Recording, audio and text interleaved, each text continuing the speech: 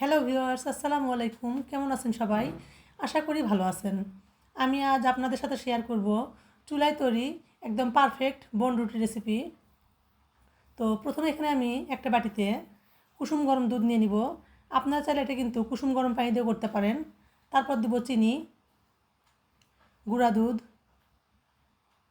সামান্য লবণ, ইস্ট, একটা ডিম,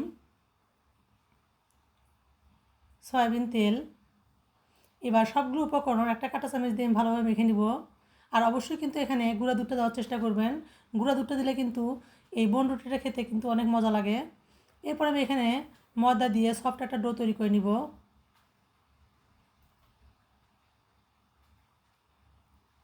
এখানে আমি অল্প অল্প করে ময়দা দিয়ে সফট একটা ডো তৈরি করে নিব। এই ডোটা কিন্তু একদম শক্ত হবে না, আবার একদম নরমও হবে না।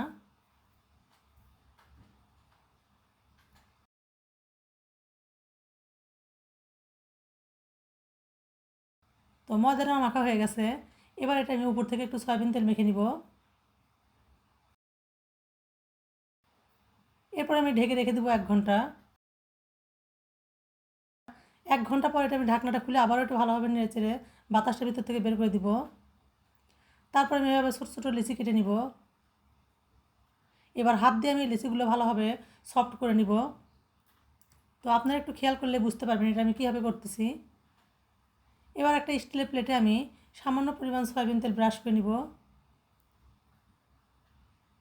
এবার এই ময়দার ডোটা আমি দিয়ে সবগুলো সুন্দরভাবে সেট করে নিব।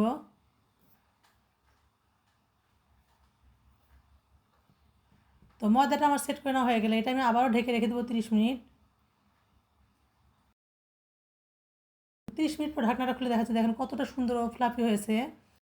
এবার একটা প্যানে আমি স্ট্রেনার বসিয়ে স্টিলের প্লেটটা দিয়ে দিব। তারপর আমি উপর থেকে আমি ডিমের কুসুমটা দিয়ে ব্রাশ করে নিব।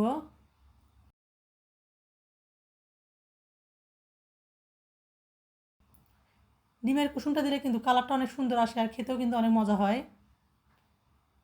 তো ডিমের কুসুমটা ব্রাশ করা হয়ে গেলে আমি উপর থেকে একটু সাদা তেল দিয়ে দিব। অবশ্যই এখানে সাদা তেলটা দেওয়ার চেষ্টা করবেন। সাদা তেলটা দিলে কিন্তু দেখতেও যতটা সুন্দর লাগে খেতেও কিন্তু অসম্ভব মজা হয়। এবার এটা আমি অল্প আঁচে ঢেকে রেখে দেবো 30 মিনিট। 30 মিনিট পর ঢাকনাটা খুলে দেখাচ্ছি কতটা সুন্দর ও লোভনীয় হয়েছে।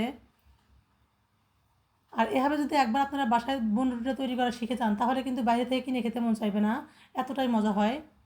তো আপনারা এভাবে একবার তৈরি করে দেখতে পারেন, আশা করি ভালো লাগবে। ভালো লাগলে লাইক, কমেন্ট, শেয়ার করে পাশে থাকবেন। আল্লাহ হাফেজ।